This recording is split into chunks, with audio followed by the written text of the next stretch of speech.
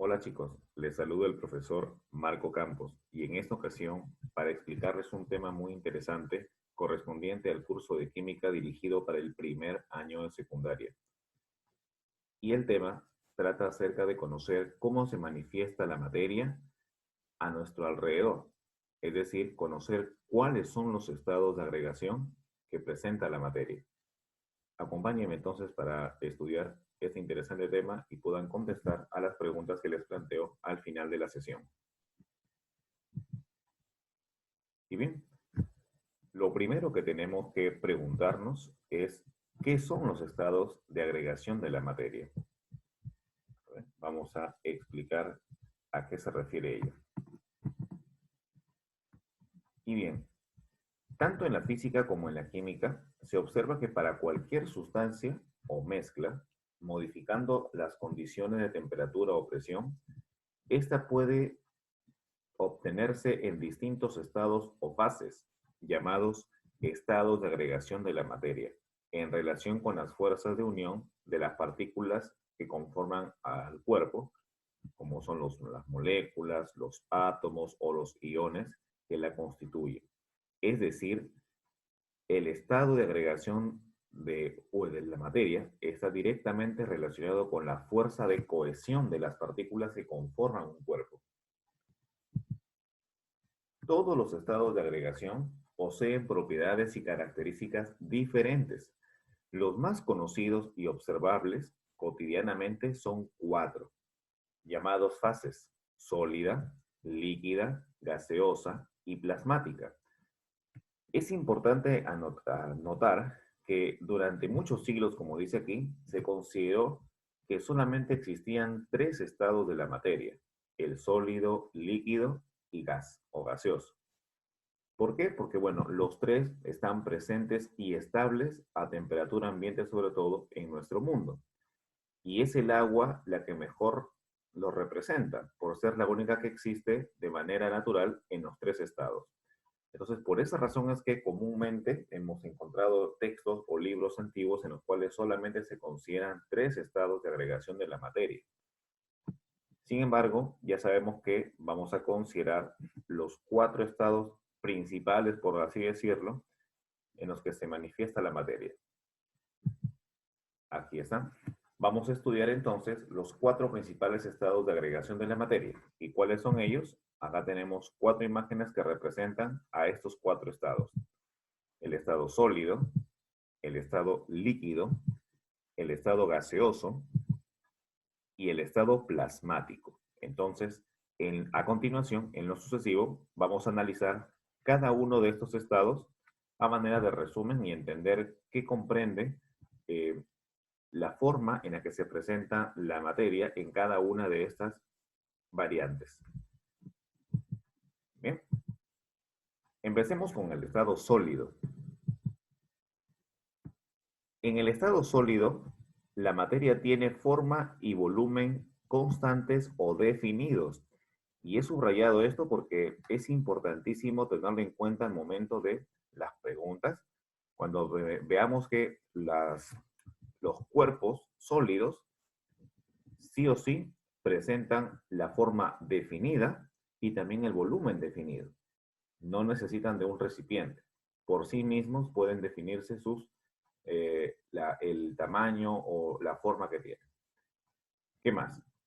Las partículas que lo forman tienen una fuerza de atracción grande. Claro, la cohesión que presentan las partículas, incluso a nivel molecular, deben tener una gran fuerza de atracción. ¿Para qué? Para que permanezcan en el estado sólido. Las partículas solo pueden moverse vibrando u oscilando alrededor de posiciones fijas.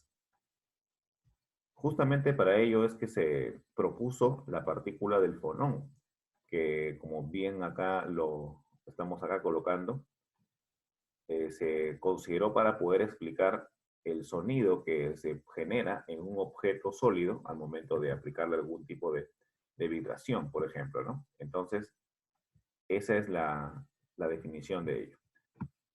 ¿Qué más? Forman estructuras cristalinas mediante disposiciones ordenadas, formando figuras geométricas. En el estado sólido, como bien dice aquí, las moléculas conforman estructuras cristalinas. Y bueno, una última característica es que al aumentar la temperatura, aumenta también la vibración de las partículas. Muy bien, entonces ahí tenemos el estado sólido. Pasemos al siguiente estado de agregación de la materia. El estado líquido. Y bien, el estado líquido, acá podemos tener en cuenta lo siguiente. Los líquidos tienen volumen constante, pero forma variable. Es decir, a diferencia de los sólidos que tenían forma y volumen definido, los líquidos tienen volumen definido o constante, pero la forma no es definida. La forma depende del recipiente que los contiene. Es decir, se adapta al recipiente que los contiene. Si echamos el líquido en un vaso, entonces la forma que va a tener el líquido será la forma del vaso. Pero si lo echamos en una bolsa, la forma que adopte el líquido será la de la bolsa. Entonces, depende del recipiente que los contiene. ¿Ok? Muy bien. ¿Qué más? Las partículas están unidas por fuerzas de atracción menores que en los sólidos. Obviamente porque de alguna forma también estas partículas pueden tener un movimiento mayor, pueden fluir. Justamente esa es la siguiente característica. Las partículas de los sólidos, de los líquidos, tienen la capacidad para desplazarse y pasar a través de orificios pequeños. Es decir, tienen fluidez. El más clásico ejemplo es el agua, ¿no es cierto? Que al momento de ser filtrada puede atravesar ese filtro. Siguiente, debido a las fuerzas de rozamiento de sus partículas, tienen mayor o menor facilidad para moverse. Esta facilidad para poder moverse se denomina la viscosidad. De manera que si un líquido es o tiene mayor viscosidad, tiene mayor fuerza de rozamiento al momento de desplazarse.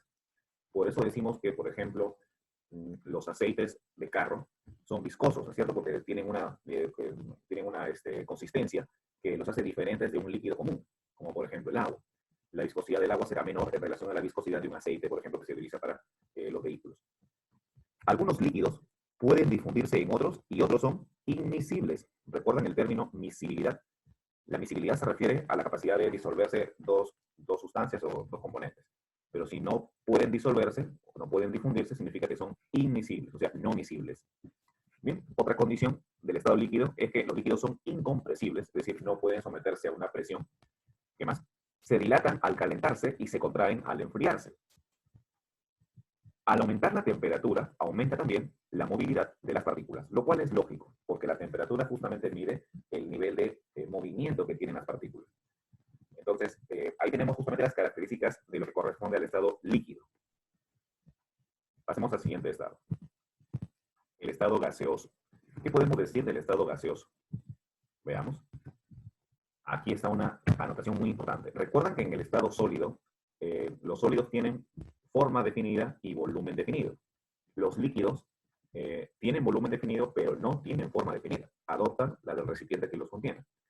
En el estado gaseoso, acá no tienen ni uno ni lo otro. No tienen forma definida y tampoco tienen volumen definido. Son fluidos también, como los líquidos. Tenemos aquí las fuerzas que unen sus partículas son muy débiles. Claro, para que de alguna forma puedan tener una mayor movilidad y fluir de manera constante.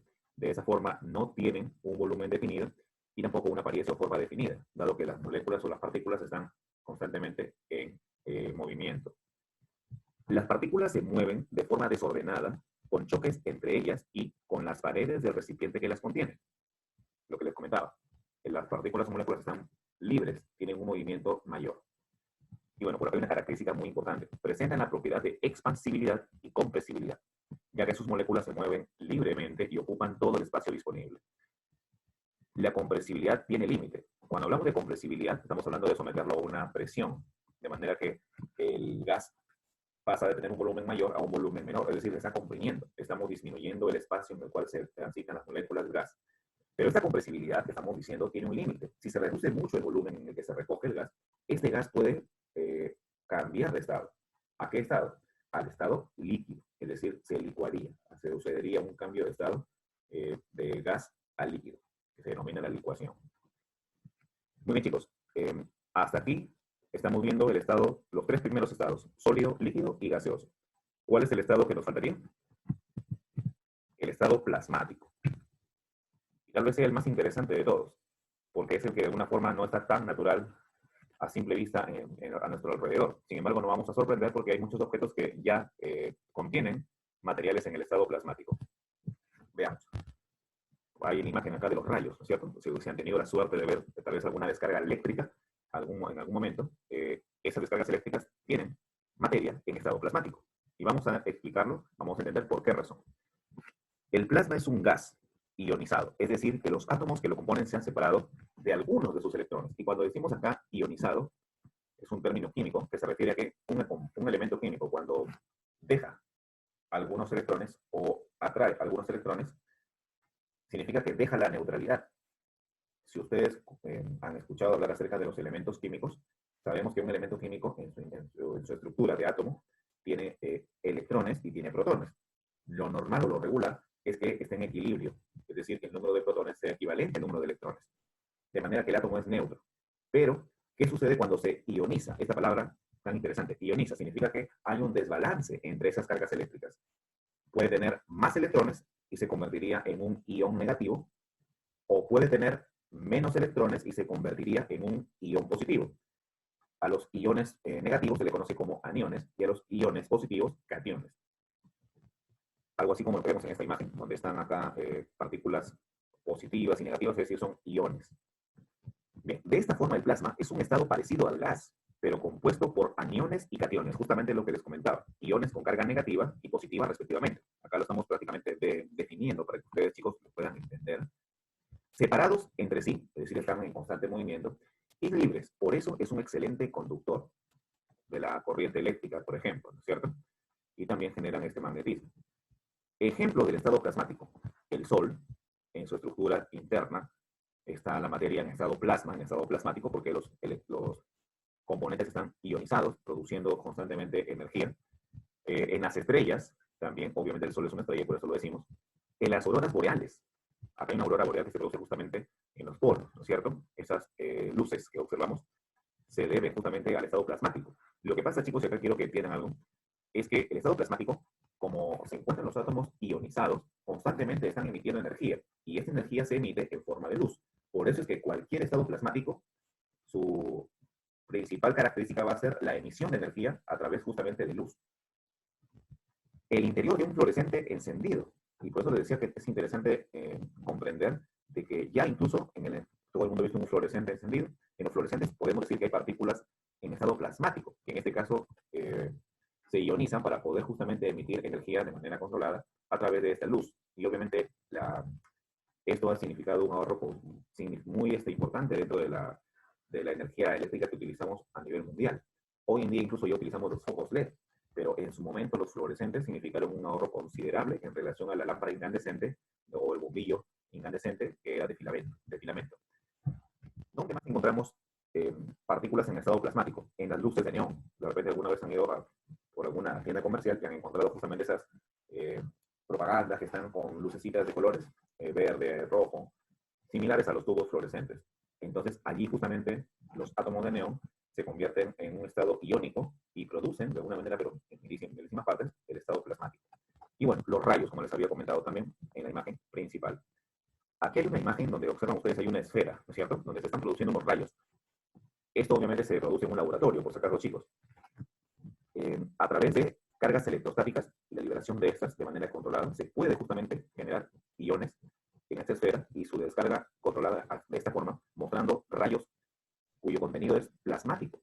Pues imagínense, ¿no? Ya hace bastante tiempo se pudo sintetizar plasma de manera artificial. Y bueno, finalmente, el estado plasmático es el que más abunda en el universo. Así como no lo tenemos tan de repente en la naturaleza, sino algunos instrumentos modernos, pero en el universo está compuesto un 99% de plasma. ¿Por qué? Porque justamente es el componente de las estrellas. Entonces, generalmente tenemos el estado plasmático en el universo. Muy bien, chicos. Hemos llegado al final de esta sesión bastante interesante acerca de los estados de agregación de la materia.